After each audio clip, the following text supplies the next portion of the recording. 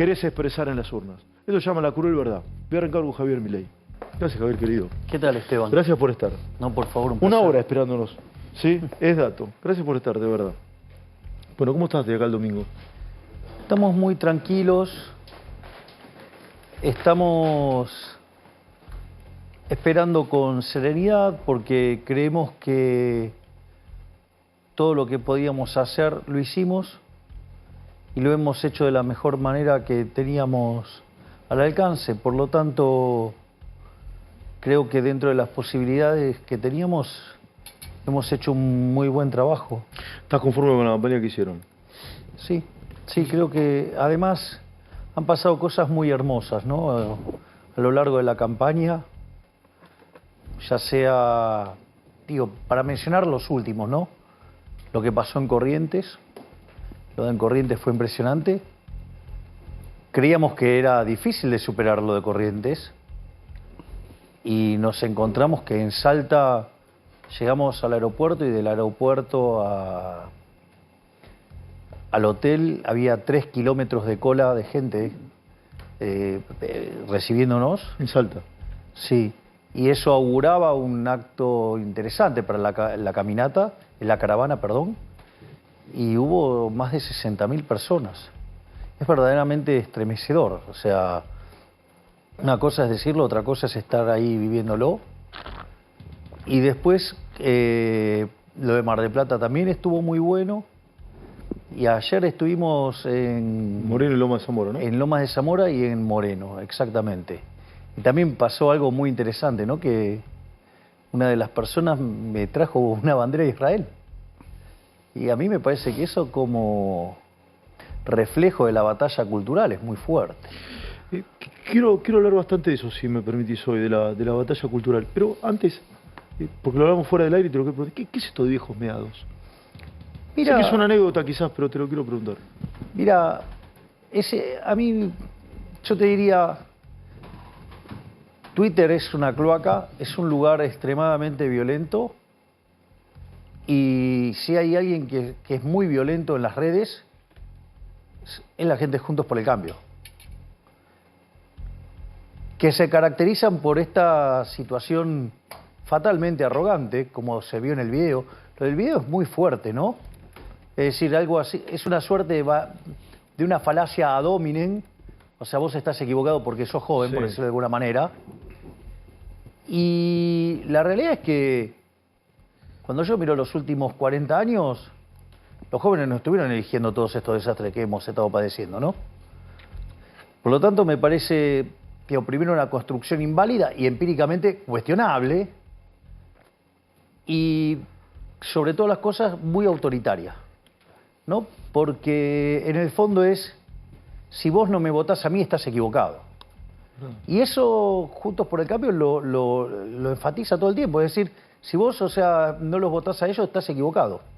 Y a mí me parece que no es así. Vos votás a quien se te dé la gana y después, digo, qué sé yo, es post la vida, ¿no? Porque también pudiste haber elegido el candidato ideal y pasar un montón de cosas que reconfiguró todo y también te pudo haber ido mal, a pesar de que eras un excelente candidato.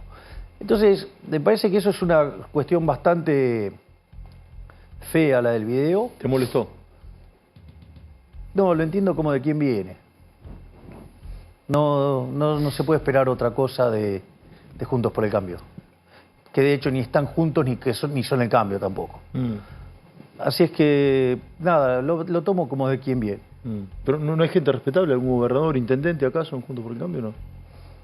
Sí, pero el problema es que cuando se juntan prefieren ir por la miseria. Prefieren comportarse como miserables.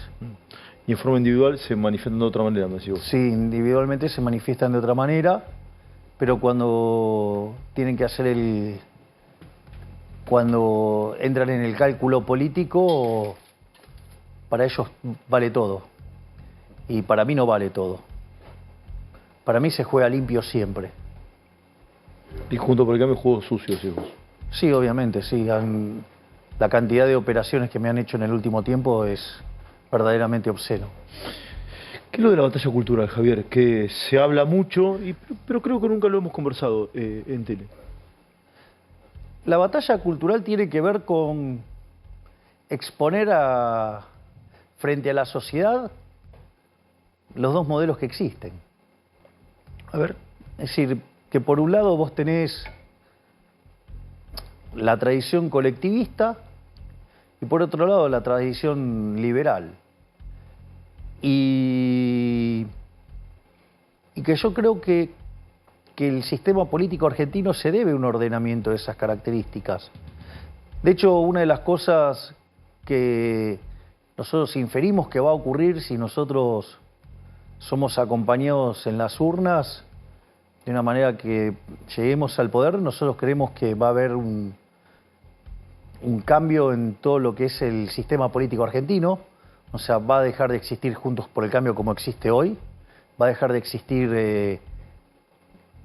el peronismo como lo conocemos hoy. Unión por la Patria tal cual está conseguido va a dejar de existir para vos. Exactamente, va a dejar de existir y creemos que va a haber un reordenamiento en función de esta visión de si vos querés estar del lado de la ciudad de la libertad o querés adherir a alguna versión colectivista.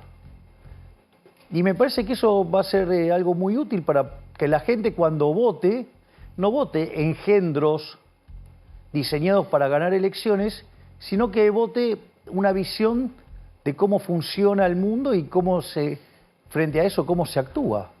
Y eso no es menor. Vos podés entrar en... A ver, la batalla cultural tiene distintos aspectos. La batalla cultural se volvió más relevante, si vos querés, a partir de 1989 con la caída del muro. Frente a esa situación, Castro se queda sin plata. Entonces necesitaba tratar de seguir sosteniendo su mentira comunista de alguna manera, pero para eso necesitaba alguien que la financie. Caída la Unión Soviética no tenía recursos. Entonces, en el año 1990 se juntan, arman el Foro de San Pablo y el objetivo era la Unión Soviética Latinoamericana. Y ese Foro de San Pablo se nutre, en términos teóricos, de todo lo que es el posmarxismo, que tiene que ver con, frente a la derrota en el plano económico del marxismo, lo que hacen es trasladar la lucha de clases a otras partes de la sociedad, a otros aspectos de la sociedad. Entonces aparece la pelea entre hombres y mujeres, que es el feminismo radical, porque el feminismo como causa original es una causa liberal, levantada a mediados del siglo XVIII por Jeremy Bentham. Aparece, por ejemplo, el hombre contra la tierra, ¿sí?, que es el ecologismo, donde su faceta más sangrienta es el aborto. Por ejemplo, negros contra blancos, o pueblos originarios contra los ocupadores, o digamos, o todos los temas de las minorías, que en realidad es darle derechos que ya tenían. Entonces, cuando vos planteás eso, también hay una arista de esa batalla cultural que se da en lo económico. Ahí, sacando, digamos, acá que verdaderamente se atrasa mucho en el debate. ¿Tenemos un debate atrasado en Argentina? Sí. ¿Por? Porque los socialistas de distinto pelaje no cuestionan la productividad del sistema capitalista. Lo que cuestionan es que dicen que el sistema es injusto. Entonces, básicamente lo que quieren hacer es, en terminología de ellos, como domar a la bestia. De hecho, antes de meterme yo en política, una de las cosas que yo hacía dando charlas por el mundo es justamente explicar que no solo que el sistema capitalista es más productivo, sino que además es el único que es consistente con los valores morales. Yo no inventé nada, o sea, hay un libro maravilloso de un economista que se llama Israel Kirzner, profesor en la Universidad de New York, que se llama Creatividad, Capitalismo y Justicia Distributiva. Y él arranca el problema desde el minuto cero. Dice, mire, el sistema capitalista tiene todos estos logros que lo ponen muy por encima del sistema socialista. Pero se le achaca de que es injusto. Y él lo que dice es, bueno, si efectivamente el sistema está construido sobre bases injustas, no merece ser defendido. Y entonces él, utilizando el principio de apropiación de Locke y la idea de Hayek del mercado como proceso de descubrimiento, él llega a una noción sobre cómo funciona la economía de mercado, o de libre mercado, o de libre empresa, y demuestra que no solo que el sistema es más productivo, sino que además es el único que es moralmente correcto, que abraza los valores correctos. Entonces, eso lo que hace es que, digo, definitivamente vos defiendas el sistema, no por una cuestión utilitarista, Sino moral. sino porque abraza los valores morales correctos. Fíjate la discusión que yo planteo en términos de eliminar el Banco Central. O lo podés ver en cualquiera de mis discursos en la Cámara de Diputados o en los discursos de Victoria. Nosotros siempre hay una argumentación moral, hay una argumentación técnica y hay un remate político. Fíjate el caso de eliminar el Banco Central.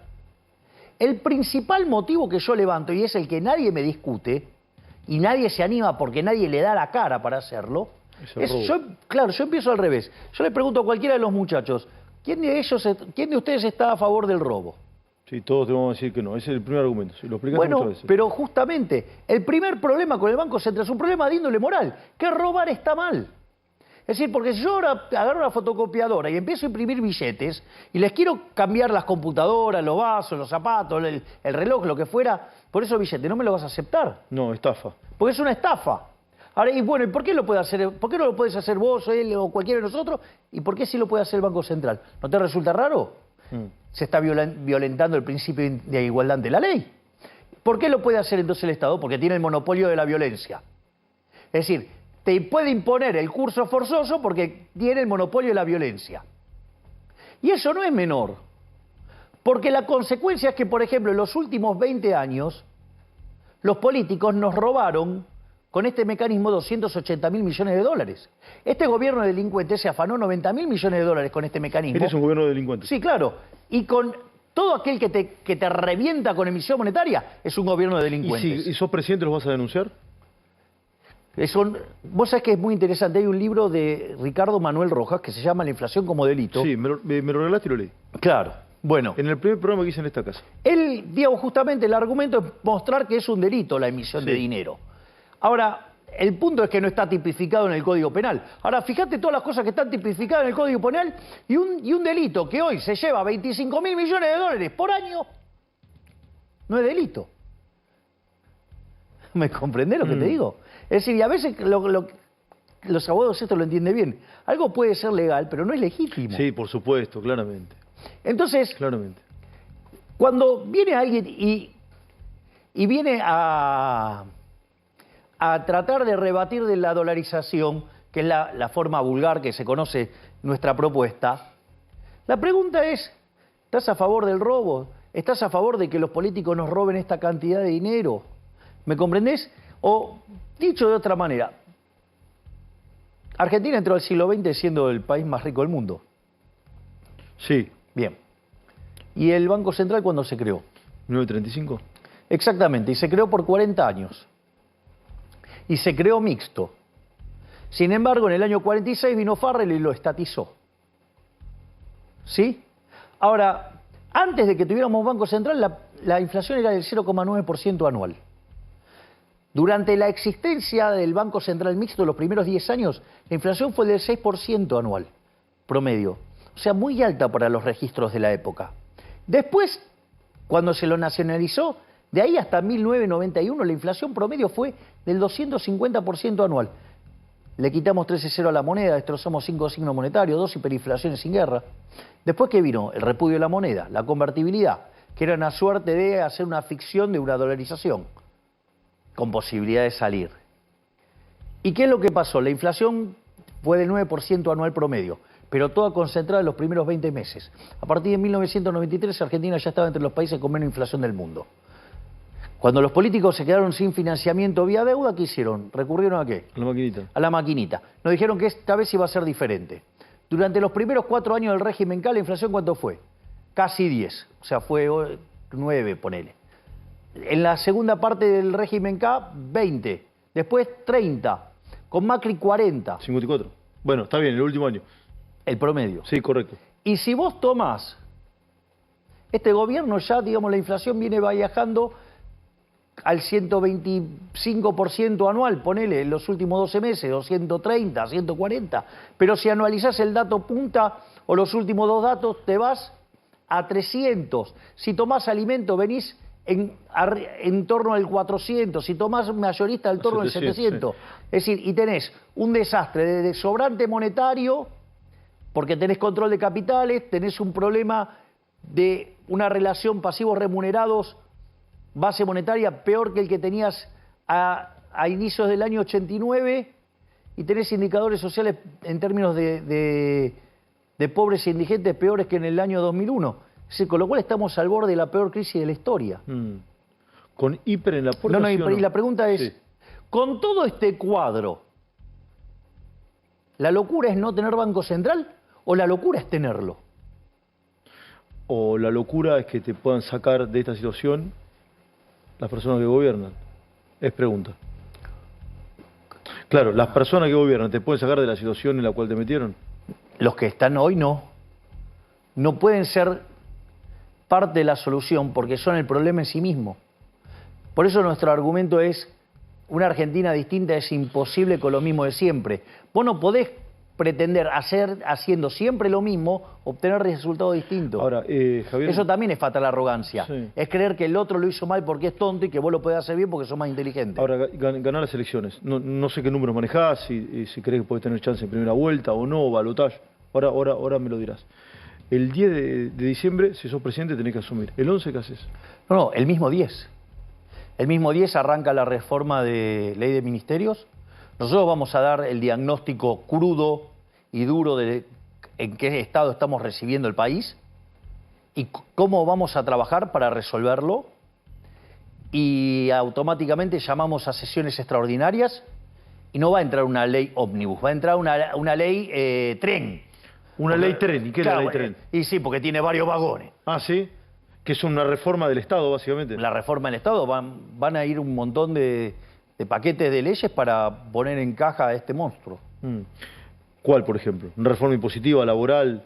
Bueno, nosotros, la modernización del mercado laboral es una tarea muy importante para que la situación de los que... Hay 8 millones de personas hoy que están en el mercado informal. Entonces, vos le tenés que dar una solución a esa gente. A ver, hoy el empleo privado es 6 millones de puestos de trabajo y está clavado ahí desde el año 2011. Entonces, si vos vas a generar todo un conjunto de reformas que vas a generar mucho crecimiento económico, es bueno que ese crecimiento económico sea intensivo en mano de obra, para que haya trabajo para todos, trabajo con alta productividad, con alta remuneración y que la gente empiece a salir adelante. Vamos de nuevo al 10, ¿sí? Proyecto de ley, tren. Sí, claro. Porque... Reforma de todo tipo, no una ley ómnibus, reforma de todo tipo. La mandás inmediatamente al Congreso. Absolutamente. ¿Ya estás trabajando en eso? Sí, está súper avanzado eso. Súper avanzado. ¿Y cuál es el punto medular? ¿La reforma de ministerios? La reforma de ministerios es, digamos, la más fácil, ¿me comprendés? Porque en el fondo nosotros estamos planeando ir a 8 ministerios. Es el afuera, ese es. El afuera. Exactamente. Ahí nos quedaríamos con 8 ministerios, que es el Ministerio de Economía, el Ministerio de Infraestructura, Relaciones Exteriores, Capital Humano, Seguridad, Justicia, Defensa y Ministerio del Interior. Esos van a ser nuestros 8 ministerios. Y a partir de ahí, digamos, se va a hacer todo un rediseño del Estado. Porque así como estamos no podemos seguir. Es muy importante atacar la cuestión fiscal de inicio. ¿Sabes por qué? Porque cuando vos mirás, los últimos 122 años de historia, en 112 tuvimos déficit fiscal. Cuando vos mirás las 22 crisis que tuvo Argentina, en la metodología Cerro-Meloni, 20 tienen origen fiscal.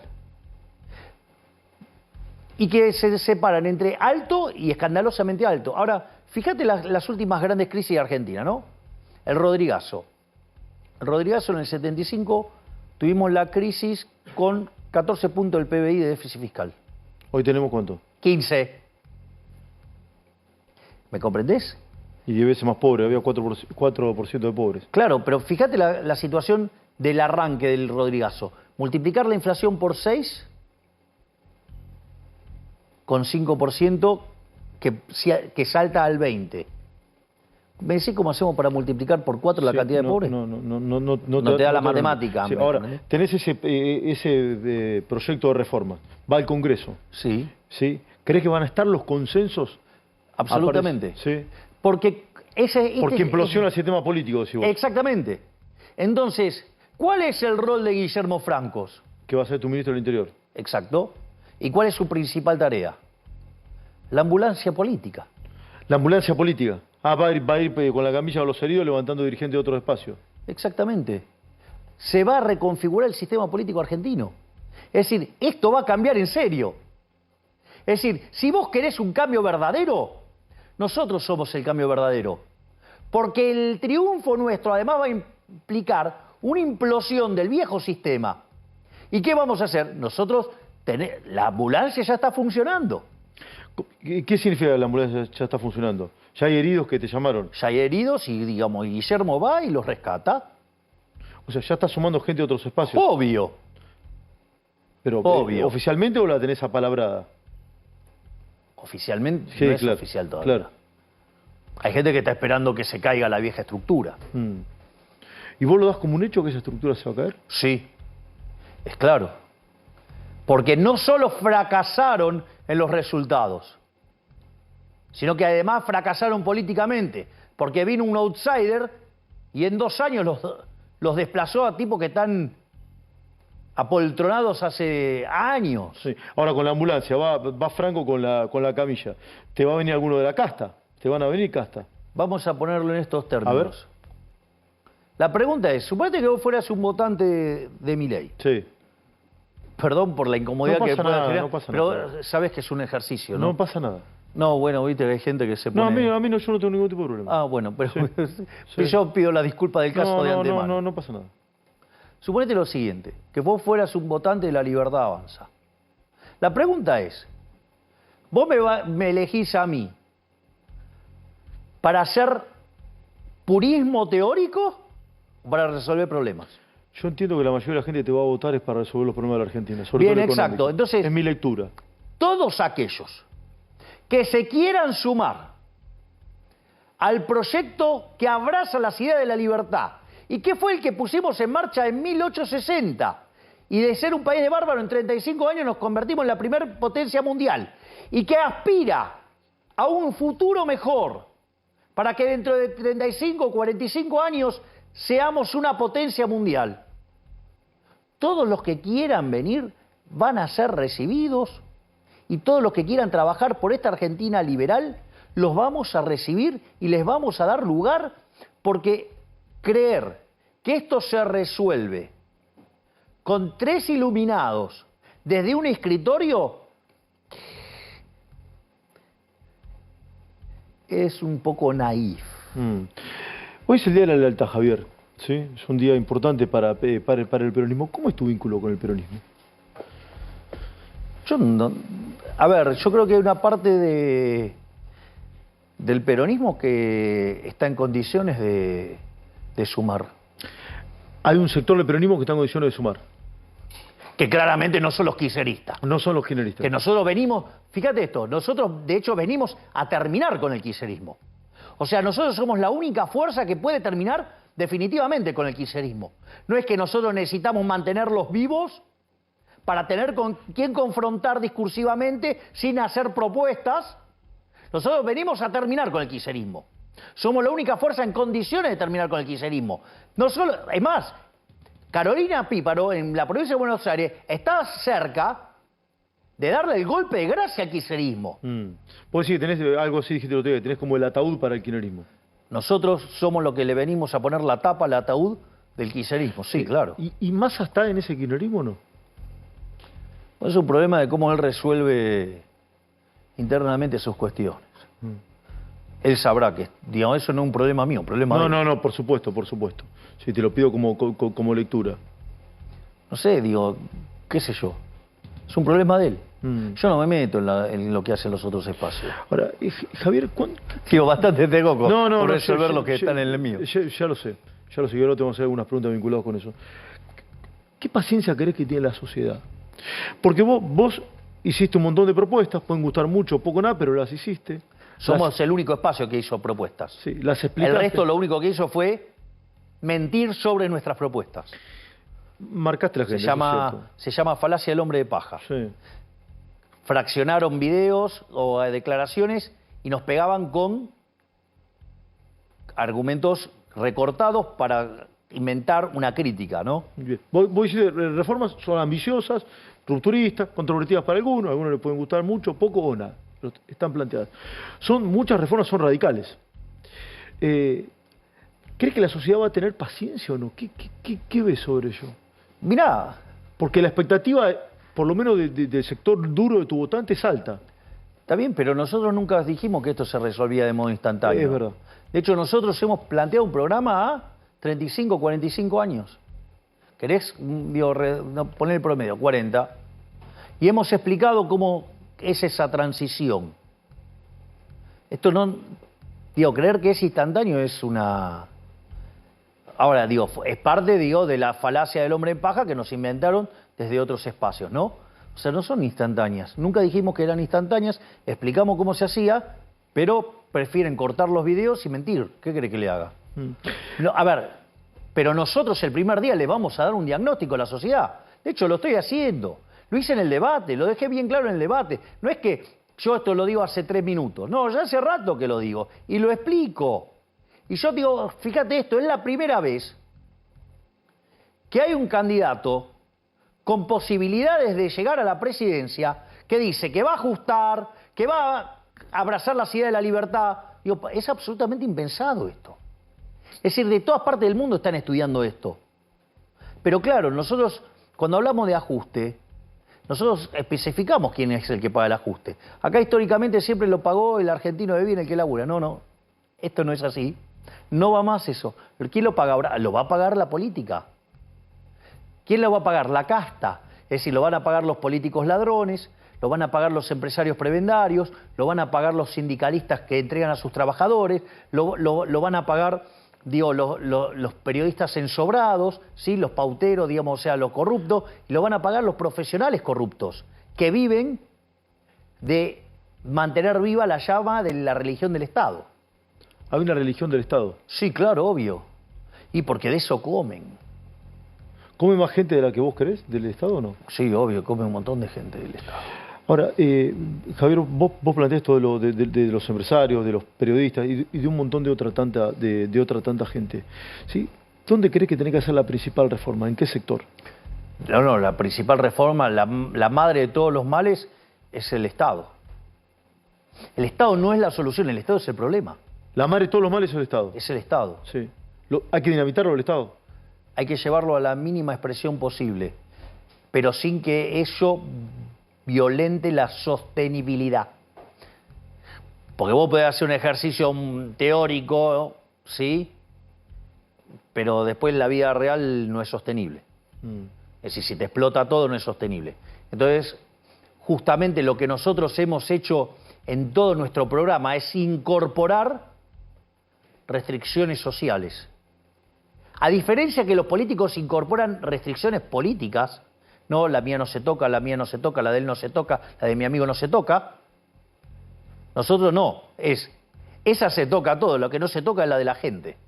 Por eso nosotros no eliminamos los programas sociales el primer día. Bueno, ahí voy con eso. Estás hablando un poco de corrupción también. ¿Te gustaría que Insaurralde, por ejemplo, como emblema, termine detenido, preso o no, tras la reja o no? ¿Te gustaría esa foto o no? Obviamente. ¿Te gustaría Insaurralde Obviamente, preso? pero esto es lo que hay que entender.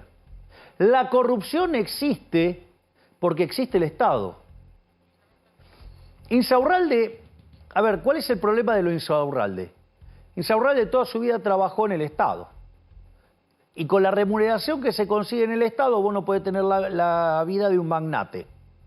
¿Hasta ahí vamos? Sí, está aquí, es clarísimo. Con lo cual eso, sí. o sea, no, porque si de repente, no sé, viene un empresario que su dinero lo gana honestamente en el mercado y quiere estar,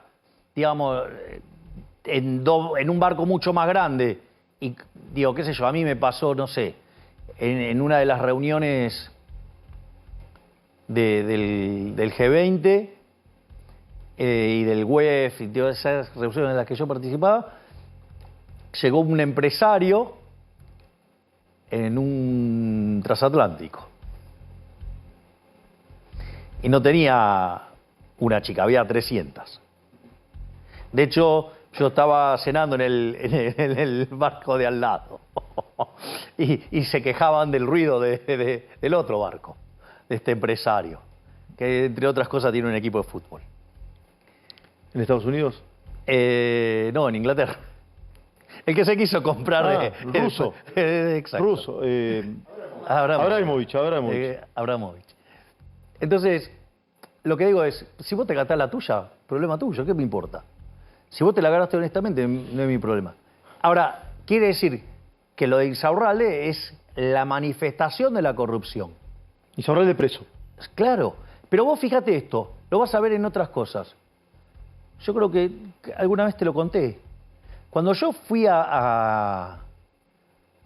propuse lo de donar la dieta, que además la idea es de mi hermana. Vos fíjate esto, yo recibí 7 denuncias para que me expulsaran de la Cámara. Te querían echar por donar tu sueldo. Exacto. ¿Y 5 sabes de dónde vinieron? ¿De dónde? De Juntos por el Cambio. No solo eso. ¿Cuál es el problema de cuando yo empecé a donar la dieta? Que te enteraste cuánto ganaba un diputado. Sí, eso sí. Entonces, te enteraste cuánto ganaba un diputado respecto al ciudadano promedio y respecto al ciudadano mediano. Y cómo aumentó. También hay una tuitera que siempre muestra cómo fue aumentando. ¿Vendés? Y eso los pone súper violentos conmigo. No solo eso, fíjate esto, que hay algo peor todavía. Porque eso es lo de menos. ¿Sabés qué era lo que más les molestaba? Que no pueden justificar el nivel de vida que tienen con esa remuneración. Entonces lo que te digo es, el sistema está todo podrido. Entonces, todos aquellos que quieran hacer un cambio, que quieran hacer tabula rasa de eso, y decir, bueno, paramos la pelota y a partir de ahora empezamos de vuelta y vamos a reconstruir la Argentina de Alberdi, bienvenidos. Y al que lo engancho robando le corto el brazo. No la mano, el brazo directamente. Al que engancha robando, un brazo menos. Exactamente. Es metafórico, ¿no? Sí, porque después, no. van a venir con que Dios sea... Ahora, planes sociales. 1 de enero, 2 de enero. ¿Sí? Una persona que recibe el Progresar Trabajo, ¿lo va a seguir recibiendo? El Sí. Potenciar trabajo. De hecho, ¿Lo va a seguir recibiendo? Sí. Sí, lo va a Los seguir. planes sociales no se cortan. No se cortan. Los planes sociales van a ser redefinidos. Redefinidos, eso es una tarea fenomenal que está llevando a cabo la ministra de Capital Humano. Y tiene Sandra Petroelo, ¿no? Sandra Petovelo, sí. Que tiene a su vez 4 secretarías: Niñez y Familia, Salud, Educación y Trabajo. ¿Salud tenés definido o no? Sí, está definido, lo tiene, digamos, está todo definido. Okay. De modo tal que vos le des cobertura y asistencia a la persona desde que nace hasta que logre insertarse en el mundo laboral. Y a aquellos que se cayeron del sistema también darle... Ahora, nosotros proponemos incrementar la transparencia, eliminar los intermediarios. O sea, el 2 de enero cobran el Potenciar Trabajo sin pérsico, digamos. Vamos a hacer las reformas para que a la gente le llegue todo entero, como corresponde, sin intermediarios. Es decir, va a cambiar la lógica de la política social con nosotros. La política social de hoy, que es una política social asistencialista, que lo único que hace es crear esclavos. Sí. Lo único que hace es crear esclavos, ¿sí? Porque lo que hace es, Sí, te regala el pescado. Nosotros decimos no, nosotros cambiamos la política social. Nosotros vamos a una política social de capital humano. ¿Qué quiere decir esto? Que nosotros te vamos a enseñar a pescar, te vamos a enseñar a hacer la caña, y si es posible, nos encantaría que te conviertas en un empresario pesquero. Sí. ¿Ok? Entonces, lo que nosotros estamos pensando es una política social destinada a crear capital humano, que en el colateral, el efecto colateral de esto, es que vos creás individuos libres y no esclavos. Ahora, ¿entendés que es revolucionario? Sí. Pero nadie se queda fuera del sistema. Nadie se va a quedar fuera del sistema. Exactamente, nadie se queda fuera del sistema. Vos sabés que nunca te lo pregunté, te entrevisté varias veces acá y en la otra casa y nunca te lo pregunté. Para mí es muy nítido, pero te lo hace la pregunta. ¿Vas a privatizar la educación? No. ¿Va a privatizar la educación? No, eso es falso. ¿Vas a privatizar la educación? No. la educación en Argentina es pública. Sí. Puede ser de gestión estatal o de gestión privada. Exacto. Nosotros cuando pensamos el Estado, si vos querés, esto podría, inexorablemente tengo que ir a la teoría. Vamos. Es como pensar un debate entre Rawls y Hayek o entre Rawls y Nozick. Y cómo vos lees el Estado. Yo creo que el que lo presenta con más claridad es Hayek. Hayek tiene un libro maravilloso que se llama Los Fundamentos de la Libertad. Ese libro son 3 libros. Viste que antes era, poner La riqueza de las naciones son 5 libros, o sea, antes se escribía así.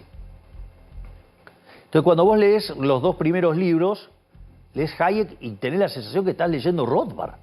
Parece anarcocapitalista Hayek en los 2 primeros tomos, o en los 2 primeros libros. Cuando vas al tercer libro, dice, bueno, pero la gente quiere Estado. ¿Pero qué es que la gente quiere Estado?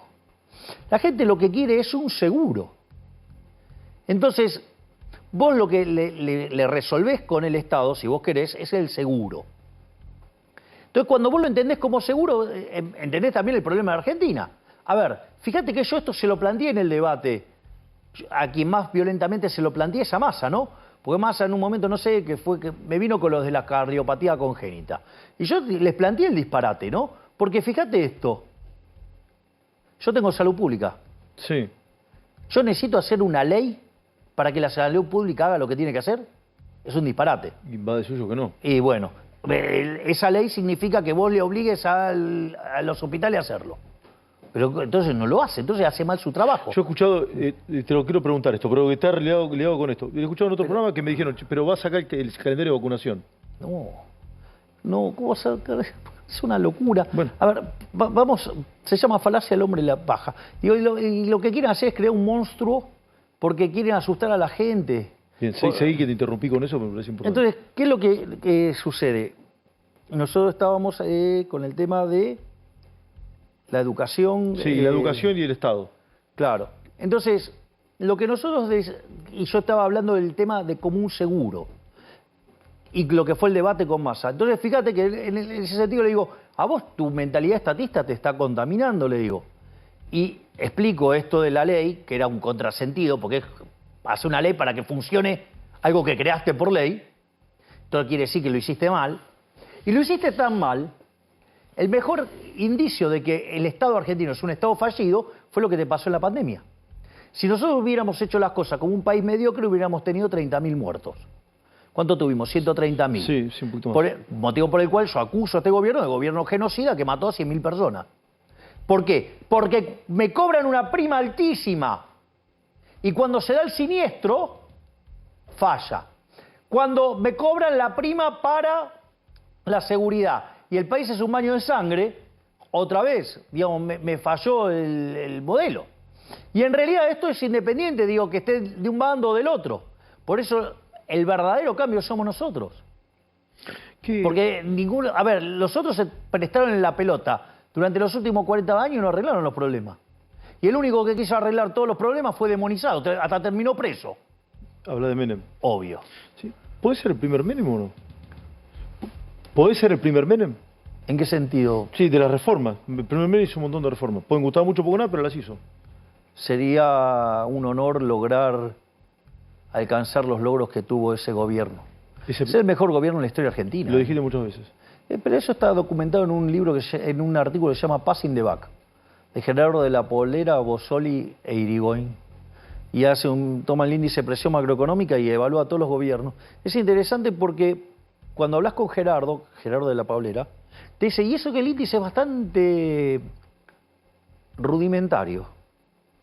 Dice, si se incorporaran las mejoras microeconómicas, el gobierno de Menem todavía sería muchísimo mejor. O sea, sería un honor para vos ser el primer Menem, digamos, el Menem de las reformas. Y eso sería un avance enorme. Sí. Pensá que yo, digamos, a veces cuando estoy deprimido o no estoy optimista, no tengo el optimismo que me suele caracterizar,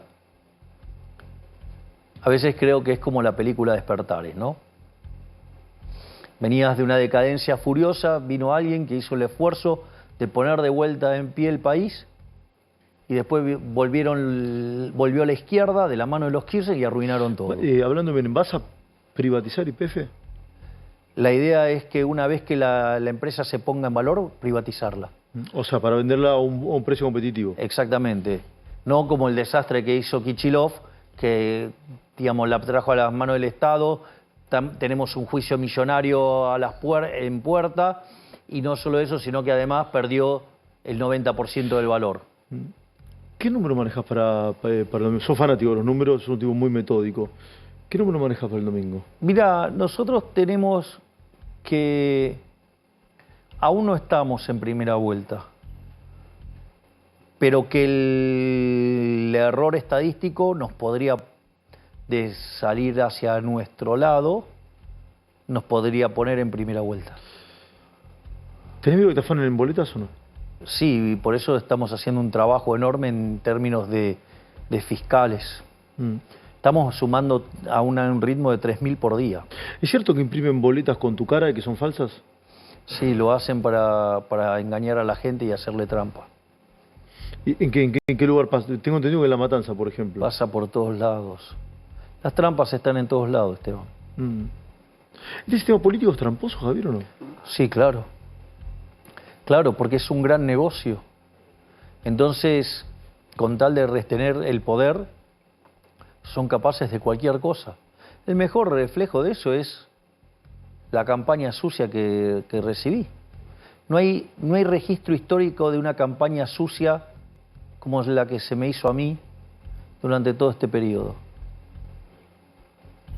¿Y alguien sufre al lado tuyo? Hoy tu pareja, hijos no tenés. ¿Alguien sufre al lado tuyo eso o no? Mira, claro que sufren. Digo, cuando vos ves... tu hermana, tus viejos? Cuando vos ves cómo mienten acerca de las mentiras que dicen sobre mí, pero bueno, nada, ¿sabes qué? Era mucho más fácil que me quedara como esos salames que creen que metieron 3 tweets y cambiaron algo. Mira, esto es así. Cuando vos vas a la cancha a ver a Argentina, es divino ir a ver a Argentina. Sí. A mí me gusta ir a ver Estudiante igual. Puedo poner un Estudiantes más acorde a la época que yo me pueda acordar. Lo que vos quieras. Digo, vos ves el colorido de la tribuna, los cánticos y todo lo que quieras. Pero en ese Estudiantes de Bilardo, sí, del 82, ¿no? Sí, 82, 83, bien. Digo, vos por más que te pusieras a gritar en la tribuna, no, la pelota no se mueve. Es verdad. Los goles lo hacía Gotardi, sí, o Trama. Sí, muy bien, sí. Estuve bien, ¿no? Sí, ¿Querés que te mencione el mediocampo? Perfecto, dale. Controviani, Russo, Isabela. Muy bien, y Ponce, muy bien. El Bocha Ponce. Muy bien. ¿Viste? Algo me acuerdo. Sí. El arquero era del Ménico. Sí, claro, muy bien. Muy bien. Pero bueno, digo, y el Tata Brown era el capitán de ese equipo. ¿Cómo? Y el Tata Brown era el capitán de ese equipo. Sí. Y Cooper jugaba... Cooper jugaba Ferro. ¿Cómo era? No, el que... Camino. Camino juega de 4. Juega de 4. Exactamente. Y los números eran 2, 3, 4, sí, 5. Sí, es verdad, es verdad. No se usaban con... Sí, eran correlativos. Exactamente, ¿viste? Mirá cómo me acuerdo. Sí. Y vos decías que no te quisiste salir de la tribuna para ir a hacer el gol. Vos puede ser muy linda la tribuna, pero poné la pelota en el medio y decime si logran mover la pelota gritando desde la tribuna. En Boca los goles lo hacía Palermo. Sí. Sí. ¿Y quién va a ser tu Palermo en el gobierno? ¿Quién va a ser mi Palermo? Y hay muchos cracks. Yo estoy muy contento con la gente que estamos formando. Sí. Con todo hay alguno que por ahí dice cosas que no te representan. Bueno, hay que entender que los liberales no somos manada. Y nosotros además nos regocijamos en nuestras diferencias. Con lo cual, digamos, pero eso es algo nuevo para los políticos. Los políticos entienden la verticalidad, el siguana. Y la verdad es que si todos opinan igual, eso no es bueno. O sea, entonces nosotros nos permitimos tener diferencias. Por último, Javier, agradeciéndote. Mañana cerrás en Mañana En el cerramos Movistar en el Arena, Movistar sí, Arena. con una particularidad, yo lo me destaqué hoy en la radio, que va a ser la primera vez, creo, que en la historia de la democracia reciente, que un catedrático, un académico, va a ser el principal orador, o después de vos el principal orador, ¿no? Sí, tenemos... primero va a haber una banda que va a estar la Power Up. Y después va a estar exponiendo Alberto Benejalich, hijo, que para mí es un honor. Imagínate que tener al máximo prócer de toda la historia de la Ciudad de la Libertad en la Argentina, tenerlo de telonero, me siento como los Rolling Stones. Sí. ¿Con quién pasa a la final? ¿Con Massa o con Bullrich? Esperemos poder terminarlo en la primera vuelta.